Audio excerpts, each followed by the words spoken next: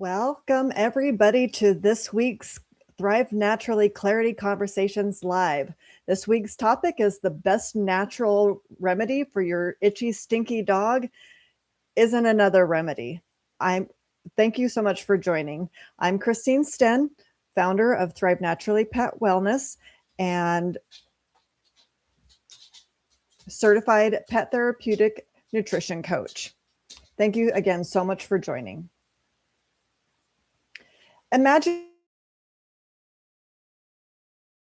now your dog is comfortable. He's sleeping all night long. He's not jumping on and off the bed. The skin isn't irritated anymore, and the ear flare ups are almost gone. And the coat just feels so much healthier. And you up all night searching for the next promising cure is over. So the question isn't whether or not this is possible. It absolutely is. And I've seen it over and over again in the 10 years that I've been helping itchy, stinky dogs. It's how we get there. Here's where most pet parents feel stuck. We've been trained and conditioned to focus and support just the symptoms and chase remedies to bring comfort to our chronically itchy, stinky dog. And really starting first by asking ourselves, how do I make these symptoms, how do I make the itchy go away? We've tried new foods. We've tried new medications, maybe even some injections. We've tried yet another shampoo. We may have even tried adding in supplements or allergy chews into the mix. The problem isn't in that we as pet parents are trying all of these things because we do just want relief for our poor fur babies. The problem is that we have been trained and conditioned to lead with products and always be searching for the new best promising products, asking first, what food, what supplement, what medication, what shampoo should I buy to make the itch go away? So the best remedy for your itchy, stinky dog isn't another remedy. The best approach for your itchy, stinky dog is healthier skin.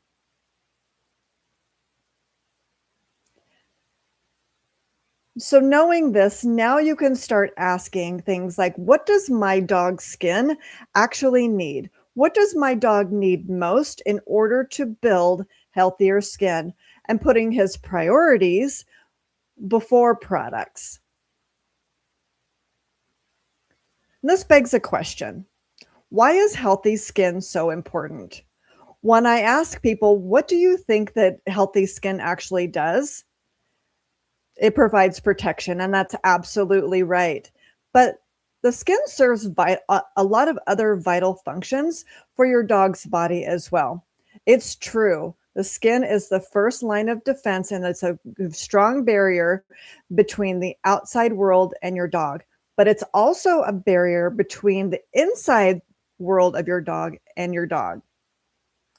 The skin is also your dog's body's one of their primary detox pathways.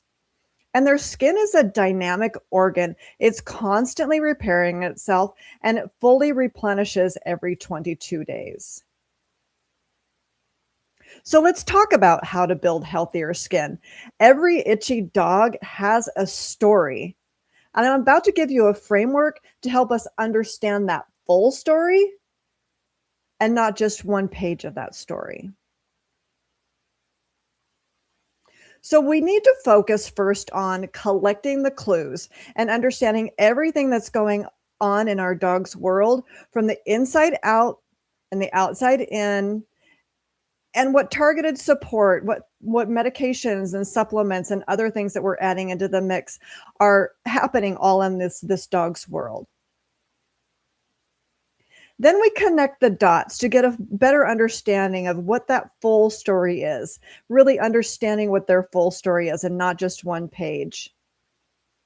From there, we can really begin to prioritize what our dogs actually need most in order to build healthier skin. We can build a better plan, and then we continue to monitor the implementation of our plan before we modify anything. So I'd like to tell you a secret that most pet parents never ever get to hear. As soon as a dog has one bad day, pet parents tend to panic and think, "Oh my gosh, this plan isn't working either." Well, just because a dog has a bad day, it doesn't mean that the plan isn't working. And that's why it's so important that we continue to monitor before we modify anything in the plan. As you can see, this is a closed loop process that we don't just use. We don't just collect the clues and connect the dots, prioritize what our dog needs, and build a better plan when we're building the plan. This is really a framework that continues with you and your dog throughout their life and throughout their skin wellness journey, but also as other health issues may crop up over time. So you're probably asking yourself right now, how do I help my dog build healthier skin? Let me show you how I use this framework with a recent client of mine. So we started by collecting the clues. I asked questions like, what's your dog eating? I wanted to understand what proteins he was being fed, what fats he was being fed, what carbohydrates were in his food. I also wanted to know what treats that he was getting and looking at all those ingredients within the treats as well. And then I asked an important question. What else does this dog like to eat? Because that reveals a lot of really interesting things that helps us connect those dots later on. I want to know about things about water intake, if there's multiple dogs in the household, if it's a blended dog, cat, or other pet household where there might be some cross feeding or getting into other pets' foods. And then I also want to know about what the stool quality looks like. From an outside in skincare perspective, I want to get a full inventory of all the symptoms that you're seeing in your dog, and then what's happening at the same time, what happens separately, what's the frequency, duration, and severity of all those symptoms. I want to know things like, what's the bathing routine like? What shampoo are you currently using? What shampoos have you tried in the past? What topicals, sprays, ointments, lotions have been used? What treatments have worked, if any, and if so, for how long? And then finally, I like to also know things like, what are you using for your laundry detergent and your household cleaning? Because those will be things that your dog's body is exposed to all the time. And then what are the toys made from? From a targeted support perspective, I like to take a look at I ask questions like, what supplements have you tried? What functions are those supplements aligned with? What are you trying to solve for? What medications are you tried? Is Apoquel or is Cytopoint in the picture anywhere? Has it been used? Are you trying to rely less and less on that? I also want to know what's worked, and if so, for how long.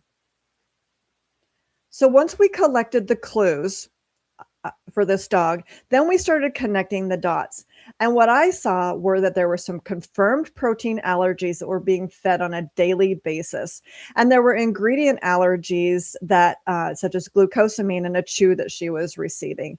I also saw that she was being exposed to other common food allergies, such as beef, and that there were significant nutrient gaps in her diet, including things like omega-3 fatty acids, key vitamins, minerals, antioxidants, and microbiome support that was really missing from her diet. And these are all things that your dog's body needs and maintain healthy skin. And I also saw that there was some pretty significant overexposure to omega-6 fatty acids. And you really need the omega-3 and the omega-6 to be in balance. So you're balancing that inflammatory fat with the anti-inflammatory fat. From an outside skincare perspective, I noticed that their bathing routine and their hygiene routine for this dog was excellent. But I noticed that the bathing and the shampoo that they were using was really only giving the dog comfort for about a week after the bathing. The poor dog has been struggling with this issue for about 6 years, and the severity is it's happening pretty much all day, every day. The licking, the chewing, the gnawing on the paws. He also has hot spots and dried scaly areas in his body as well. Dealing with it for a long time and pretty severe, although the bathing is providing some comfort in between.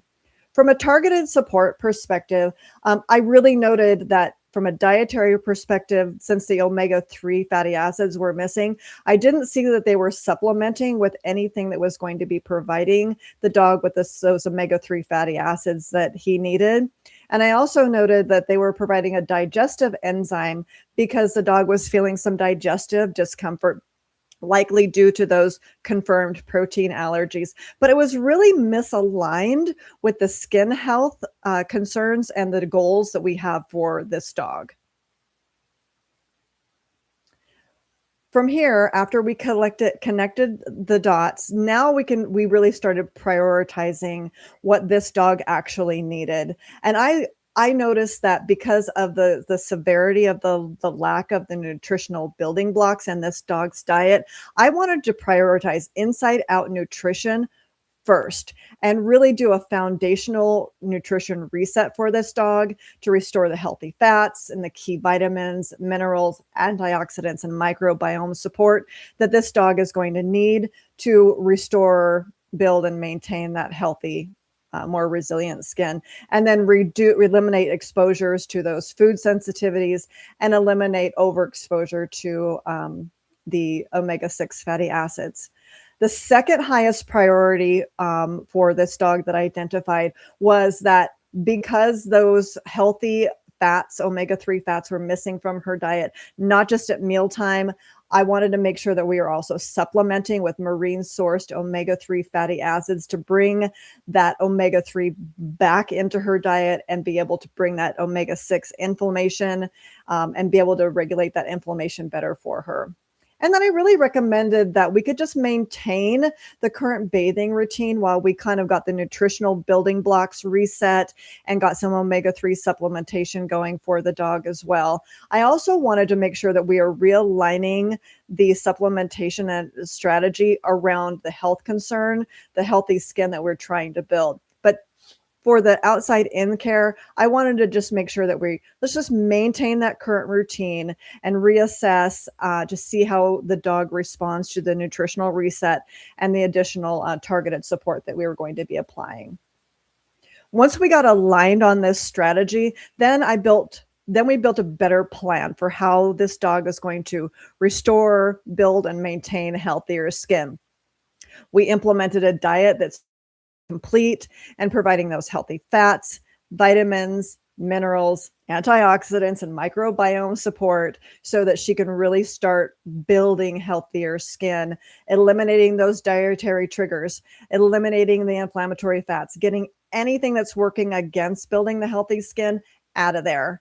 And then really restoring the gut function so that she can heighten her nutrient absorption of all these great nutritional building blocks that we're going to be providing to this dog. Priority number 2, replacing that digestive enzyme with a natural probiotic and digestive enzyme, and then discontinuing that glucosamine chew. Again, getting those known triggers out of there.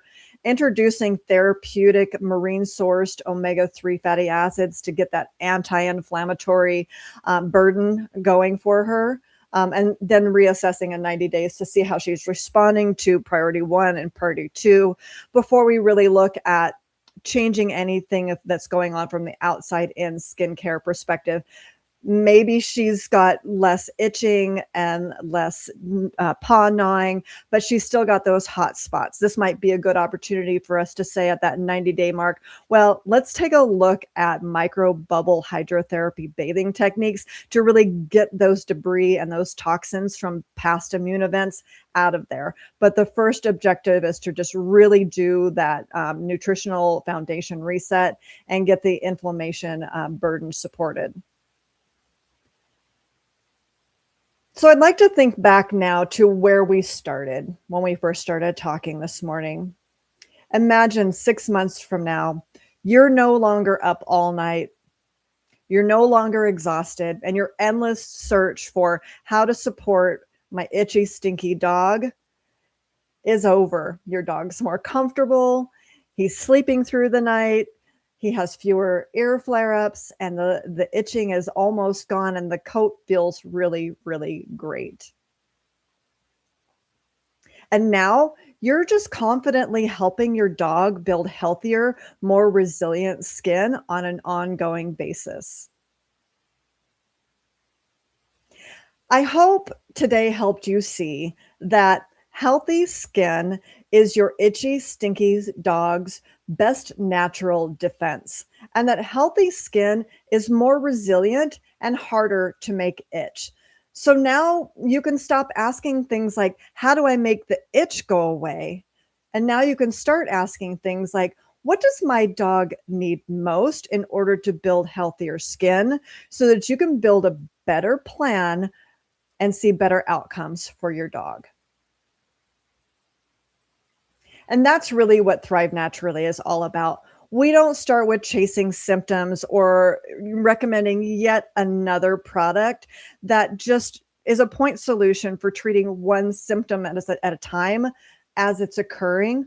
We're really about helping pet parents find out what your dog needs most so that we can prioritize around what your dog needs the most to build healthier skin. And then you can, when you know what your dog needs, then you can stop guessing and then you can start making progress. So if today helped you think a little differently about how you support your itchy, stinky dog's skin, let's figure out what your dog needs most. Request a clarity call with me. Shoot me an email with the subject line, request a clarity call. We'll hop on the phone really quick, talk a little bit about what's going on with your dog, and identify what some of the next best steps might be for you. And I hope you'll join us next Wednesday at 11 a.m. Pacific for What If the Best Approach for Your Itchy, Stinky Dog is Something You're Already Doing. Just hit subscribe to get notified.